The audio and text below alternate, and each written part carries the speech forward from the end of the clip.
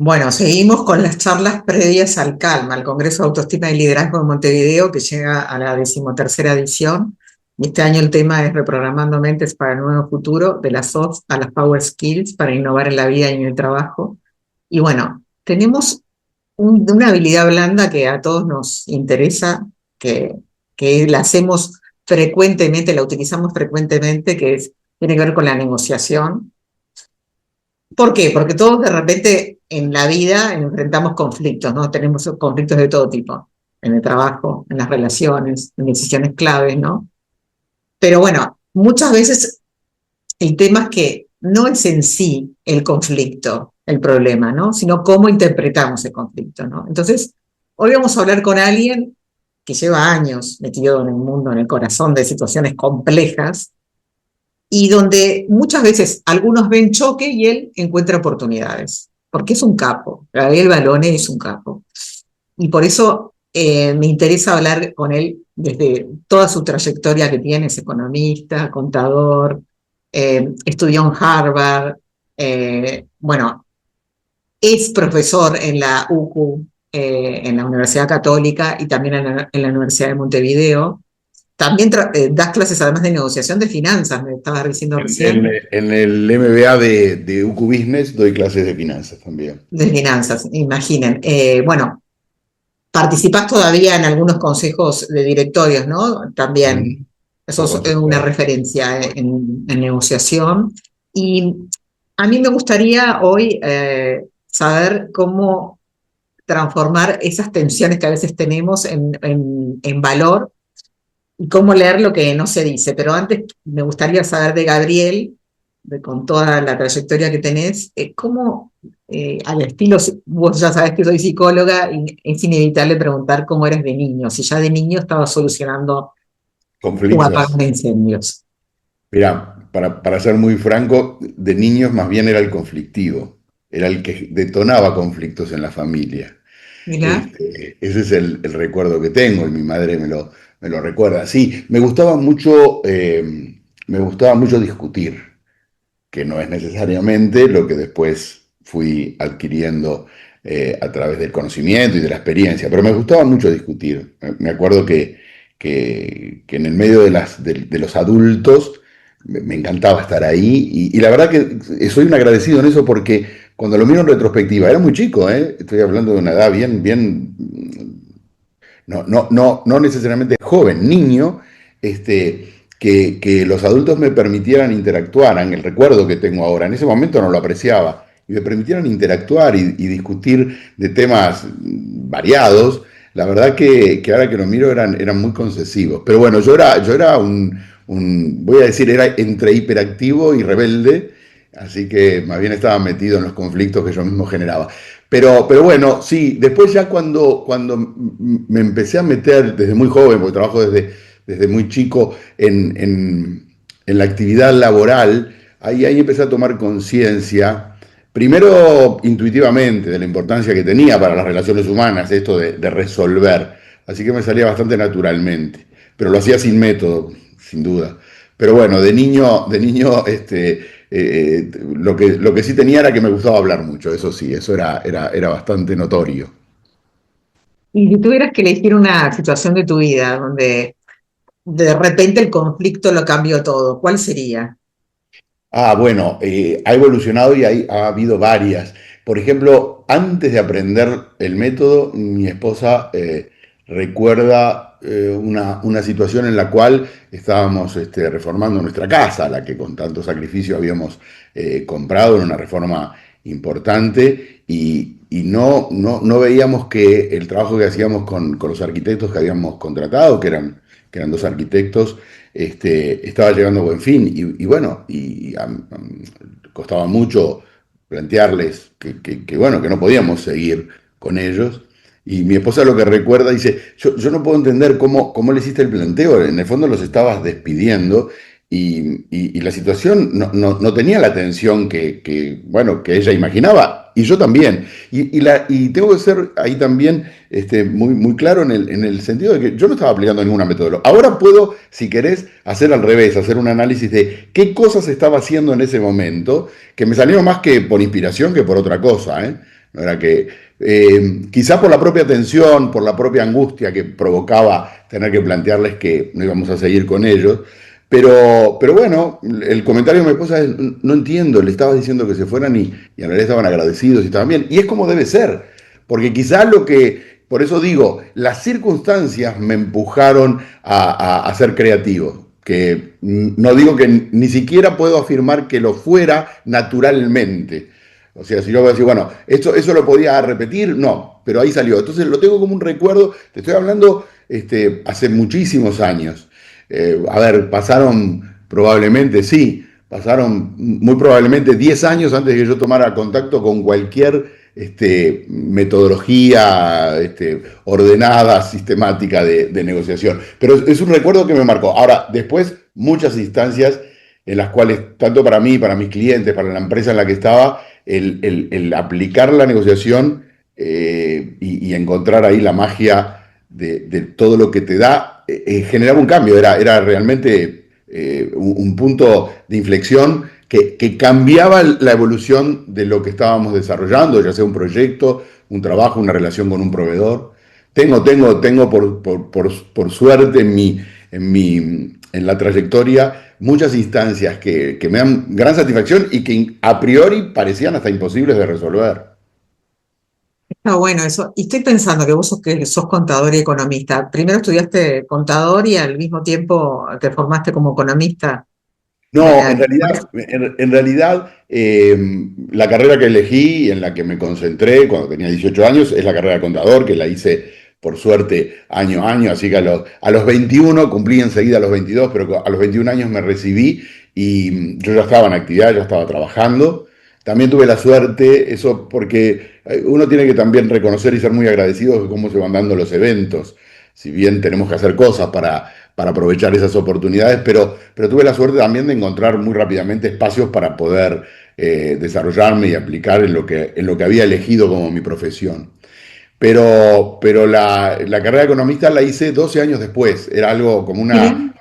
una asignatura que me había quedado y pasaron 12 años y sentía como la necesidad de mejorar o ampliar, porque la carrera de economista es como, te da una visión mucho más amplia de lo que, obviamente, lo que es la economía, mientras que la carrera de contador, con toda alguna otra actividad que yo había agregado, te pone muy foco en lo micro, en el negocio. Y la verdad que fue un aporte interesantísimo. Obtuve lo que tenía como expectativa por haber completado. Para mí fue fácil porque tenía bueno, fácil, igual, eran un montón de materias, pero digo, la base no era una carrera, la base no era una carrera nueva. La base tenía muchas materias en común, así que prácticamente tuve que hacer 2 o 3 años más. Como estaba en plena actividad y con cargo de responsabilidad, me llevó hasta un poquito más la segunda carrera, pero me recibí allí a finales de los 2000. Ah, buenísimo. A finales, Bueno, perdón, del 99, a principios del 2000. y me imagino, yo creo que la economía fue que te fue llevando a la negociación. No, no, increíblemente, si querés más, mirá, comparto normalmente cuando tengo oportunidad, muy brevemente, esta experiencia porque nos ayuda a todos a tomar conciencia. Hoy es más fácil, lo tenemos, bueno, vos en tu congreso ponés negociación y ponés habilidades de las que ahora vamos a llamar poderosas, pero que las llamamos blandas en el sentido de las relaciones humanas, pero tomemos en cuenta de que hace 2 o 3 décadas esas habilidades no se enseñaban, o por lo menos no estaban incluidas en los programas.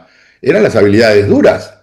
Lo que se asumía que en cada profesión es que vos traías esas habilidades en tu disco duro. Y bueno, no sé, la vida te habrá enseñado a negociar, te habrá enseñado a comunicar. Bueno, de hecho, no existían carreras que hoy las identificamos como tan importantes y tan útiles para el desarrollo de los negocios, como comunicación. No había sí, probablemente había alguna carrera de comunicación más enfocada al periodismo, pero comunicación corporativa, bueno, negociación. Así que bueno, en una etapa muy temprana, siempre digo lo mismo, hace muchísimos años, y en realidad no es que yo sea tan grande, sino que es que empecé muy chico, pero tomé conciencia de la importancia que tenía. Dije, fue ahí cuando fue ahí cuando decidí hacer economía y lo postergué, porque dije, ¿cómo me puedo preparar mejor para desarrollar un mejor trabajo en la empresa en la que estoy? Y las primeras respuestas que me venían en mente estaban vinculadas con cuestiones duras. ¿Por qué no hacer finanzas? Que también estudié muchísimo. ¿Por qué no trabajar y, bueno, terminar la carrera de economista? Y yo dije, pero ¿de qué depende? Y esto es un poco el mensaje que transmito. Si todos lo piensan, ¿no? Los que nos van a escuchar en esta charla y después en el Congreso, ¿de qué depende el éxito de cualquier actividad que estemos desarrollando? De las relaciones interpersonales. Yo tengo que tener, si me contratan como contador, como ingeniero, o como economista, como abogado, obviamente, esa parte técnica, eso que llamamos la parte dura de lo que me están contratando, bueno, lo tengo que tener y en un buen nivel, porque es lo que necesitan. Pero para el desarrollo de cualquiera de esas profesiones, al final del día, lo que hago es interactuar con otros, coordinar acciones con otros, y es ahí donde Ah, empiezan a aparecer la negociación, la comunicación, el liderazgo, como las habilidades que definen el resultado. Así que bueno, ahí fue cuando dije a dónde voy. Terminé yendo a Argentina porque en Uruguay había, descubrí con el tiempo que había, pero no estaban muy visibles. Y en las universidades, en las carreras, no se enseñaba negociación. sí, sí, tal cual. Sí, sí, y es algo fundamental, ¿no? ¿Y cómo, Total. Gabriel, cómo pensás que logramos pasar de querer tener razón a querer crear valor? Es algo que vos trabajás mucho. Bueno, yo tuve que luchar con eso. Un poco la referencia que hacía de esto de que me gustaba discutir cuando era niño y que a veces como niño rebelde generaba conflictos. Y después ya metiéndome en actividad laboral y profesional, equivocadamente yo asumía que se trataba, digo, insisto, equivocadamente, que se trataba de argumentar y tener razón. Y además me sentía bastante cómodo en ese, porque me gustaba, pero no tenía ningún sentido. Y yo siempre digo lo mismo, no se trata de tener razón. A veces, sobre todo los latinos, porque los anglosajones insisten mucho en este mismo punto, con mucha razón, pero quizá a nivel cultural nosotros los latinos necesitamos explicar un poco. No nos sentimos cómodos simplemente con dejar las razones a un lado y tratar de entender desde otra perspectiva el problema. Pero bueno, lo que sí aprendí es, bien, yo te voy a, sin tratar de imponértelo, yo te voy a contar cómo estoy viendo yo la situación y voy a poner arriba las razones que tengo para la propuesta que te estoy haciendo o para lo que estoy de alguna manera pidiendo. Y lo que también aprendí a dejar el espacio para que el otro haga lo mismo, pero advirtiendo o tomando conciencia en conjunto con el que estás negociando de que eso es simplemente para, bueno, para calibrar un poco las perspectivas, porque a veces, sin duda, si alguna de las razones que pongo arriba de la mesa ayudan a entender mejor y probablemente a resolver el conflicto de manera inmediata, normalmente eso no se da, con las razones, bueno, bienvenido, pero dejando claro que la realidad es que tenemos que buscar el valor por otro lado. Y ahí yo te puedo decir que es un poco la esencia de la metodología que aplico, que de alguna forma esa creación de valor no está en verificar quién tiene razón, sino en entender mejor lo que cada uno realmente quiere. Hago hincapié en el adverbio ese, en realmente, entender lo que cada uno realmente quiere, no lo que pide o reclama, no lo que pedimos o reclamamos o exigimos en una negociación, sino mirar qué hay atrás de eso. Qué bueno eso. Y además, Gabriel, debo decirle que es un hombre felizmente casado y súper padre, y me parece que está muy relacionado. Yo creo que la pareja feliz ayuda un poco en negociación, ¿no? ¿Puede Sí, ser? sí. Sí, sí, yo creo que yo sí lo miro en esa perspectiva más de relaciones familiares. Me parece que hay como dos grandes movilizadores, ¿no? A ver, en la infancia el cariño, el amor que te puedan transmitir. Mi infancia fue muy feliz. Hoy me preguntabas cómo había sido y no necesariamente por lo material venía más del cariño, del amor que mis padres me daban. Entonces, yo no lo había nunca, nunca lo tenía incorporado, pero no lo había racionalizado, si querés, no lo había puesto en términos de... Me lo hizo ver mi esposa, pensando ya cuando pensábamos en nuestros hijos, incluso antes de encargar y de tener a los chicos, ella ¿Cuánto decía... tiempo negociando con ella, Gabriel? Sí, sí, bueno, tuvimos un noviazgo largo, o sea, pero de común acuerdo, no fue una negociación ahí, y después esperamos bastante, decidimos viajar y demás, y empezamos de grandes. A mí me rejuvenece y todo el tiempo me hacía muy bien ir como padre al colegio y mis hijos, yo era de los padres grandes, pero bueno, tenía hijos relativamente chicos para mi edad. Teníamos 34 años cuando tuvimos a mi primera hija y 2 años después vinieron los mellizos, así que son tres. Y bueno, y ahí mi esposa me hizo ver eso, que ella lo tenía como muy claro, como muy estudiado, de la importancia. Bueno, puede parecer, sacado de contexto, puede parecer algo de sentido común, pero no siempre se tiene, ¿no? Uno a veces piensa, ¿cuánto es qué es todo lo que le puedo dar? Y bueno, yo creo que hay una de las cosas que siempre digo, no podría, estoy muy feliz de lo que vienen logrando mis hijos, que ya tienen 20 y pico de años, pero no podría prescribir. ¿Sí? ¿Qué hay que hacer para que estas cosas funcionen bien? No sería capaz de prescribir. Seguramente cometí muchísimos errores y estoy seguro, si bien yo les pude dar, desde el punto de vista material, mejores condiciones que las que yo incluso tuve, pero tampoco tiene nada que ver con eso, estoy absolutamente convencido. Sí les dimos también, como recibimos nosotros, mucho cariño y creo que es eso lo que ayudó. Por eso uno no podría escribir, yo puedo escribir muchas cosas de negociación y hacer muchas prescripciones y muchas recomendaciones, pero en eso, no, más bien si miro, capaz que empiezo a encontrar hasta errores, pero creo que en esa relación todo lo logra el amor, lo que le puedas poner allí en Bueno, esa relación, ¿no? Y ojo, y esto mismo lo puedo trasladar a todas las relaciones, ¿no? Yo creo que es cuando nos manejamos a través del aprecio en lugar de usar, ¿no? El enojo y que, ojo, que lo digo así como si fuera un monje que baja de la montaña y yo tengo que ser muy disciplinado con esto mismo que digo, porque a veces el temperamento te ayuda a reaccionar en el trabajo.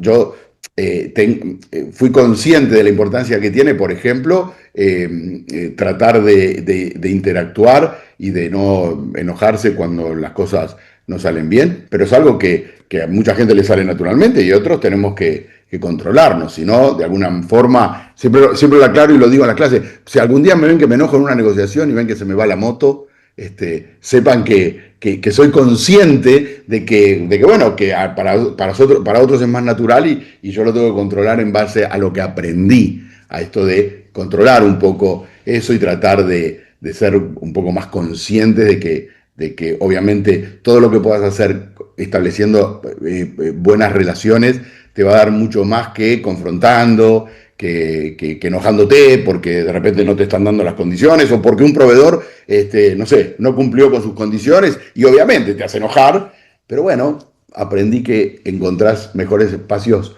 yendo por otro lado. tal cual. Y hablas mucho de relaciones, que eso es lo básico, lo principal de la negociación, ¿no? Y hablaste en sí de amor, que a veces es una palabra que le cuesta decir en las empresas, porque amor, pero en realidad el líder, cuando es resonante, cuando es amoroso con su equipo, es que logra muchas más cosas. Y vos que sabés tanto de conflictos, sabés tanto de idas y vueltas, ¿qué te parece? ¿Cómo podrías traducir el conflicto? ¿Qué hay debajo de la superficie de un conflicto? Sí, a mí la sensación, al final del día las negociaciones lo que tienen es esa oposición de intereses, porque claro, cuando hay intereses alineados comunes y no hay ningún otro tipo, porque a veces, por ejemplo, cuando negociamos entre compañeros de equipo en una empresa, obviamente tenemos intereses comunes. Lo que pasa es que dentro de esos objetivos comunes aparecen otros conflictos de intereses.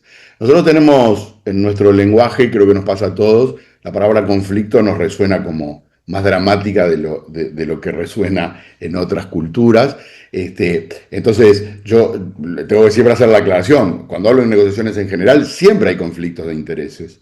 Lo que pasa que, claro, cuando el conflicto escala a niveles que llegan a lo personal, es donde se producen más bien esas rupturas. Pero, a ver, si yo voy a comprar una casa y voy a negociar con alguien, ahí hay un conflicto de intereses y esa palabra conflicto, quitémosle el dramatismo, porque me puedo llevar muy bien, establecer una muy buena relación, un buen intercambio, buena comunicación, pero está claro que hay un conflicto de intereses y el conflicto está basado en el hecho de que yo quiero comprar la casa y quiero pagar un precio seguramente menor al que del otro lado espera y bueno, ahí ya hay un conflicto de intereses. En el sentido que vos lo preguntabas, en situaciones que nos llevan realmente a rupturas, que nos desembocan en, no sé, en un proceso judicial o en una pelea a nivel familiar o a nivel de empresa, ahí obviamente toda la carga emocional, los egos y todos los aspectos vinculados con las relaciones interpersonales y la manera con la que se encara, sobre todo la propia escalada, son los determinantes, ¿no? Normalmente lo material tiende a resolverse, sobre todo con un modelo como el que yo aplico y que me consta que vos también lo tenés incorporado, donde justamente lo que buscamos es la creación de valor, que va en ese sentido. A veces los recursos Ah, limitados pueden generar un poco de estrés, pero si buscas realmente los intereses que están atrás, empiezan a aparecer recursos que no veríamos naturalmente. claro, hay que acercar posiciones, ¿no? Y decime cómo te marcó, qué huella te dejó, si te hizo un clic la Universidad de Harvard o ya en Argentina cuando te empezaste a formar en negociación ya habías hecho clic, o fue Harvard Sí, no, definitivo para vos. en realidad, Leticia, es buena pregunta porque el clic increíblemente lo hice porque tuve la suerte de tener una muy buena profesora, Ana María Bocanera, que era gerente comercial de Goodyear y que había hecho los cursos en Harvard. Fíjate, yo empecé a tomar contacto con el método. Yo siempre digo lo mismo, yo no enseño, tampoco aplico la versión ortodoxa pura del método de Harvard. Yo le he hecho varias, en vez de transformación, voy a decir, el núcleo duro es el mismo, pero le he hecho algunos ajustes y algunos aportes, sobre todo en lo que respecta a la protección del valor que podemos crear. Porque el método de Harvard, como vos sabés, es realmente formidable en lo que es la creación de valor. A mí me encanta la metáfora que usaban en Harvard, que es la gente cuando va a negociar ve un pastel de tamaño fijo, pequeño en general, y empieza a pelearse por cómo lo va a repartir. Y no se da cuenta, decía el propio Roger Fisher, yo tuve la suerte de tenerlo en la clase, decía, pero traten de ver primero cómo pueden expandir o aumentar ese pastel antes de distribuirlo. Lo cual está bueno, es verdad, y el método te da todas las herramientas para eso. Lo que pasa es que el método de Harvard en su versión más pura no te da mucho aporte porque concentra todas sus energías ahí en cuanto a la distribución, porque al final del día el pastel más grande igual hay que repartirlo y nadie quiere que la otra parte le tome ventaja. Entonces, ahora, el conocimiento, ¿no? Ese clic que vos decís, lo tuve cuando fui a las clases de María Fernanda Bocanera, allá por principios de los años 90 cuando yo conté que tuve esa inquietud y la verdad que ella, debo reconocer que ella no enseñaba, capaz que la semilla de esta evolución que yo tuve la plantó ella, porque ella no enseñaba la versión ortodoxa. Si bien lo planteaba así, ella enseñaba el método de Harvard. Yo siempre aclaro que no, el método, yo enseño negociación estratégica, me gusta llamarlo de esa forma. Ella decía, yo enseño el método de Harvard, pero se notaba que en su aplicación ella estaba preocupada por estas mismas cuestiones que a mí me preocuparon. Así que el gran clic lo hice ahí, lo que me cambió la manera de negociar a nivel personal, familiar y pues, sobre todo para donde lo fui a buscar, para aplicarlo en la empresa como gerente, fue ahí en Argentina. Ahora, pasaron aproximadamente unos 12 años antes de ir a Harvard. Yo ya aplicaba el método, lo investigué, lo llevé muy contra las cuerdas, investigué mucho, ya me había apasionado el tema. ¿Y qué pasa? Cuando decidí enseñarlo, ahí es donde tuve, no sé, el reflejo de la responsabilidad de decir, bueno, ahora lo estoy aplicando, ahora lo voy a llevar a la práctica. Lo critico con mentalidad constructiva. Y bueno, tengo que ir a ver de primera mano. ¿Y qué encontré ahí? Sí, encontré, la verdad que fue fascinante, no es que Ah, digo, lo que aprendí en 12 años antes en Argentina es todo y esto no me aportó nada. No. Me dio una perspectiva muy distinta. Hay cosas que corregí de mis ajustes viéndolo de mano de ellos y hay otras que mantuve y aporté nuevas cosas. Pero fue fascinante la experiencia, sobre todo que era una época que no era muy común invertir todo lo que había que claro. invertir, ¿no? Pasajes, Sí, sí, estadía, era difícil. sí, sí. Incluso ahora hay pila de formaciones de Harvard que hacen online, ¿viste? Que también se puso Bueno, sí, en el online. online hoy te acerca Te muchísimo. acerca al mundo. Mucho, pero en aquella época no existía, no había una oferta online, pero además, bueno, tampoco era común tomar la decisión.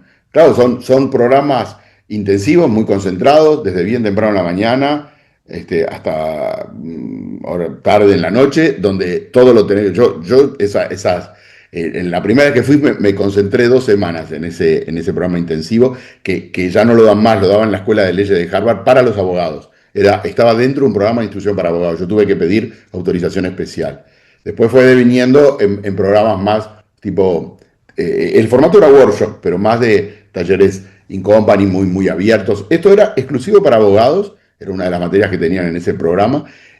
Así que, claro, de alguna forma, yo esas 2 semanas, después me tomé una semana más para disfrutar de Boston, pero esas 2 semanas estuve como en un claustro, ¿no? Esos De hecho, jardines, Gabriel, dormía en la universidad mismo. Me hospedé allí.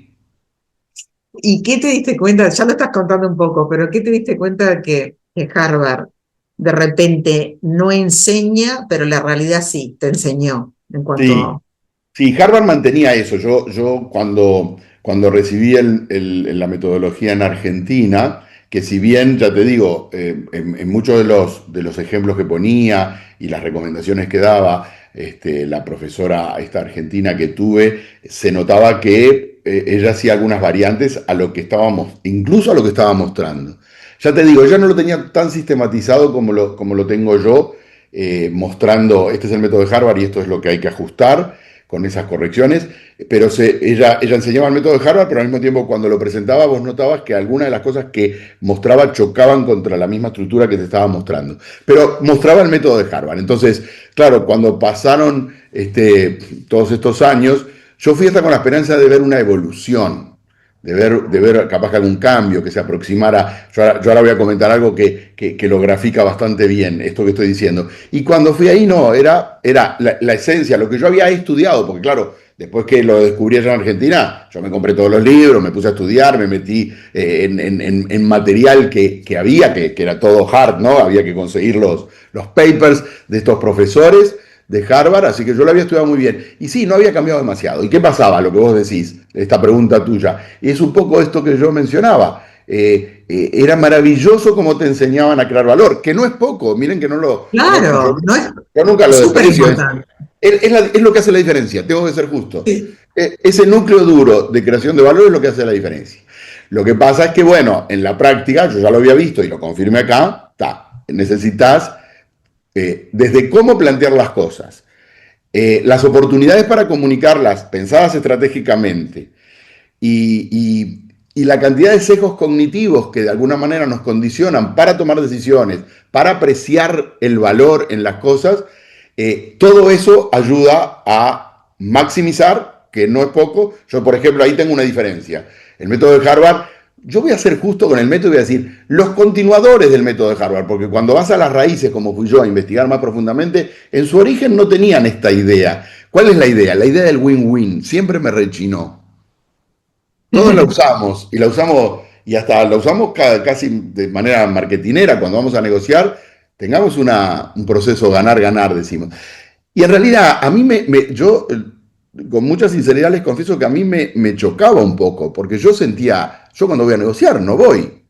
Yo no voy y el otro tampoco, con la idea, por más que alguien lo declare, porque yo quiero obtener lo máximo que pueda obtener. Pero ¿dónde está el truco? ¿Dónde está la variante? Cuando vos querés obtener lo máximo y pongo una coma y digo, y me importa muy poco el otro, ahí es donde cometemos el error. Pero cuando yo voy a maximizar, y para maximizar, yo soy consciente de que lo que tengo es que atender lo que el otro quiere y ayudarlo a obtenerlo, ver cómo yo puedo darle recursos para que él lo obtenga, yo voy a estar maximizando. Y eso lo cambiaba todo. Y mira, con el tiempo siempre tuve la inquietud. Yo decía, bueno, esto es lo que yo siento, aplico y me da resultado. Pero pensaba, no, no es el espíritu del método de Harvard en esa parte, ¿no? Y pasaron los años, yo seguí actualizándome, yo seguí yendo a Harvard, cada tanto, ahora hace tiempo que no voy, pero creo que cerca de la época del Congreso, porque lo recuerdo ahí, 2017-2018, fui a una masterclass de todos los que habíamos participado en estos programas en la Escuela de Leyes, y bueno, encuentro que uno de los profesores invitados, que se había sumado al proyecto de Harvard, o sea, pasaba a ser uno de ellos ahora, había lanzado un libro que el título era Good for You and Great for Me. Mirá qué cambio, ¿no? Good for You. Y él decía, tenía un subtítulo que decía algo así como, ahora lo leí hace tanto tiempo que no tengo exactamente lo que decía, pero decía algo así como superando el win-win, superando el ganar-ganar. Entonces, él te mostraba, no, la realidad es, cuando vamos a negociar es good for you and great for me, no nos engañemos. Yo te aclaro algo, mira, cuando aplico el método yo siempre siento que más que good for you, yo lo siento como very good for you and great for me. Yo siento que el otro sale muy, muy bien, muy por encima de sus expectativas. Y no es, voy a ser justo en este mensaje para que no parezca una cuestión solamente no, para que no parezca una cuestión altruista. No, no lo digo en términos de lo hago por amor no, no, lo hago porque es lo que me ayuda a mí a obtener lo máximo junto con él, pero poniendo foco en los intereses míos, de mi cliente. Así que esa, si querés, es la variante más grande que puedo marcar entre lo que puede ser una versión ortodoxa, pura, o de los continuadores, y la que yo vi muy tempranamente y aplico hoy, ¿no? Bueno, miren la humildad que tiene Gabriel Barón. Yo que me quedaría, vos ya sabés, Gabriel, me quedaría horas hablando. Yo dije media hora, siempre nos pasamos, porque esta gente del Congreso y este año, esta edición, que es Superpower, que es reprogramando mentes para el nuevo futuro, de las soft skills a las power skills, cómo las transformamos en poderosas, les puedo asegurar que en la ponencia de Gabriel Balone, ustedes, si alguno me dice, yo no sé negociar mucho, no sé cuánto, van a agarrar herramientas y pues no van a conocer más y seguramente lo van a seguir consumiendo, porque Gabriel es una persona que se da entero, es generoso, tenés la humildad de los grandes, vos lo sabés, bueno, así, y miren, con la humildad que dice, yo sigo yendo a Harvard cada tanto actualizándome, ojalá todos, Sí, porque, sí. y encima, no, Gabriela, hay una cosa que no nombramos, también te formaste como coach ontológico, no le Sí, que me faltaban encantó. títulos y también es coach ontológico. Sí, me encantó. La propia negociación me llevó por muchos caminos. Psicología positiva, lo hice en la Universidad de Pensilvania con el fundador de Psicología Positiva. El programa de coach ontológico, teoría de juegos en matemática. La negociación es tan amplia que me ha llevado por muchos lugares. Pero sí, me Claro, sigo y preparando, esto, ¿eh? Solo sé que no sé nada. Me sigo preparando y sigo investigando y siento que cada vez mejoro más.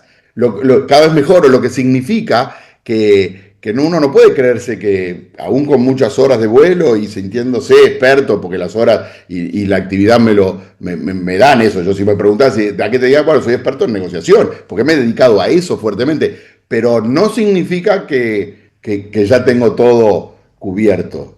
Cada vez que avanzo me doy cuenta de lo que me faltaba. Así que no es por humildad, es esa conciencia, Leticia.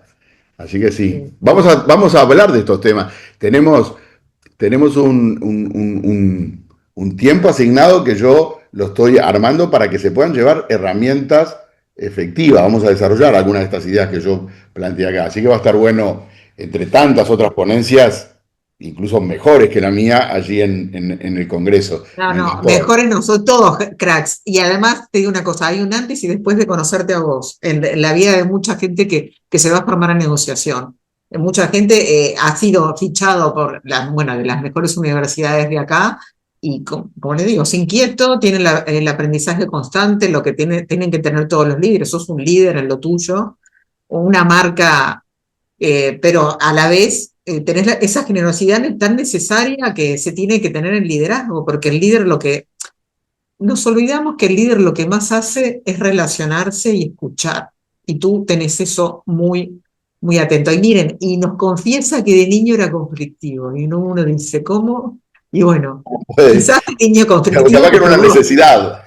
¿viste? Quizás ese niño conflictivo te llevó a lo que sos hoy, al grande que... Yo siempre les comento esto a la gente, que a veces no entienden, me lo han preguntado mucho la gente, pero Leticia, esta persona, gurú o lo que sea, no nos gusta decir la palabra gurú, pero el gurú en realidad es de la oscuridad va a la luz, es eso, el significado de gurú cuando hacemos la desinencia de la palabra. Pero ¿saben una cosa? Que mucha gente ha tenido una vida conflictiva y ha salido, y es la única manera, y ustedes lo deben de saber, cuando tú tuviste un problema, un conflicto, una dificultad o algo, siempre emergieron tus mejores valores, ¿no? Y quiero decir esto también de Gabriel Balone, él es muy espiritual, vos sos muy espiritual también, tenés eso, Sí, que el liderazgo es muy importante. mirá, eso, sí, sí. Yo siempre digo que me sentía de joven profesional, más racional que emocional. Y lo decía con orgullo, qué equivocado estaba. Cuando empecé a Claro. descubrir la importancia, yo decía, las emociones hay que dejarlas a un costado. Así que bueno, te tomo eso. Quizá hoy los temas emocionales los aprendí a manejar mejor cuando antes me parecía que en los negocios solo lo racional era lo que debía mandar. Error, error grande que muchos siguen cometiendo hasta el día de hoy. No contaste todavía cuántos años venís negociando con tu esposa, con tu... Ah, bueno, no, bien, bien. Pero A ver, ¿cuántos años? sabés ¿Cuántos? que, sabés ¿Cuántos? que la invité a que hiciera los cursos en Argentina muchos años después, pero quisiera y lo fue a hacer con María Fernanda Bocanera 10 años después, También, porque ella también, mira, pero ¿el matrimonio cuánto, Gabriel? mira, van a pensar que soy realmente grande, pero no. Lo que pasa que, si bien demoré en casarme, nos conocimos estamos juntos desde hace 40 y es increíble, 40 años. 40 años, 45 sí. años, 45. Tengo 62, no tengo por qué ocultarlo. Primero, Y Gabriel, nos estás cada vez conocimos más a los joven. 17. Estás cada vez más joven. El coaching y la negociación, ven que tiene que venir, el Rejuvenece. Congreso hace bien, rejuvenece. Acá tengo todos que me dicen, ¿se hacen algo? No, no se hacen nada. Tener buenos valores, aplicar los valores, trabajar con personas, darle lo mejor al otro, todo eso nos reenergiza y nos hace bien. Sí, Bueno, cuando digo, no, cuando digo que hace 45 años que nos conocimos, 8 de novios y el resto de casados, claro, es un montón, pero nos conocimos a los 17, por eso también se da como en el trabajo y demás. por eso son jóvenes todavía, estamos todavía. Recién hablamos de vejez gente a los 100 años, o sea, Sí, sí, sí, pregúntenle a Mirta Legrand, tenemos tiempo para verlo. tenemos tiempo, pregúntenle a Mirta, si no. Bueno, un placer. Un Ustedes gusto saben, para la mí información, también. los que no están, hay algunos que están inscriptos que seguramente van a ver esta charla. Lo más importante que el 20 de mayo hacemos el Congreso de Autoestima y Liderazgo en Montevideo, 13ª edición. Tenemos a este crack que es Gabriel Balone que va a estar, vas a brillar como estás acostumbrado. Y tenemos otros cracks, voy a decir Margarita Sí, sí, sí. Martino, José Gordín, Jimena Piroto, se nos sumó ahora Alejandro Laborde, Alejandro Laborde es un gran aporte que se haya sumado, es bárbaro. Todos, eh, todos, todos, me Carlos encantó. Incluso Sandianque, algunos con los que interactué hace unos días tienen mucho para compartir. sí, Excelente. y eso me encanta, porque la gente del Congreso, los ponentes del Congreso, se crean muchas buenas sinergias Sí, entre sí, todos. Además de siempre. que es una instancia también que les digo, que vengan presencial, porque tienen la instancia de networking y tenemos el coffee break delicioso creado por Tartarte, que lo tenés que conocer. Son nuevos proveedores. Gabriel, te van a encantar, te van a encantar. No, pero la presencialidad, esto que decías del networking, Eh, que yo lo vi cuando he participado de los congresos, es fundamental, así que vale la pena que se eh, acerquen. Yo creo que es una linda instancia para poder interactuar con otras personas allí y la verdad que vale la pena, siempre salió muy bien. Yo te agradezco, Leticia, porque también me encanta conversar contigo. Cada vez que tenemos oportunidad, nos enganchamos y tengo la misma sensación que vos, podría estar horas hablando de esto y de Horas. los temas de la ¿Quieren hacerle vida. alguna pregunta a Gabriel, los que están? Si quieren, alguno se anima a hacerle una pregunta y ya cerramos, porque con él Ahí, horas. ahí A él le saluda. cuesta cortarlo, todos Ahí, dijimos ahí media hora y siempre nos pasamos. ahí Aline saludaba, ponía bárbaro, así Aline bueno. saludando. Viste que yo Carla, trato Pedro. de ir transmitiendo también estas ideas con algún aporte que uno pueda decir, bueno, por lo menos de manera reflexiva, qué provecho le puedo sacar. En el Congreso vamos a hacer más tipo herramienta, ¿no? Transmitir algo que ustedes salgan de allí y puedan aplicarlo en la negociación que tengan al otro día. Sí. Bueno, divinos, tan tímidos, pero ya nos vemos. No van a estar tímidos el día que lo vean, el día de hacemos networking, nos vemos. Bueno, Bárbaro. un Muchas placer, gracias, un Gabriel. placer, un placer. Me encantó charlar y gracias a los que estuvieron y ya la vamos a subir a YouTube. Vamos a subirla también en el podcast que tengo conversaciones virtuosas, diálogos con gente brillante como vos, Gabriel, y bueno, con muchas ganas del Congreso que se venga Power. Bárbaro, mandalo que así lo compartimos. Dale. Chaucito, Bueno, un gracias. placer, un placer. Chau, chau. Chau, Chau, chau. chau. Chau.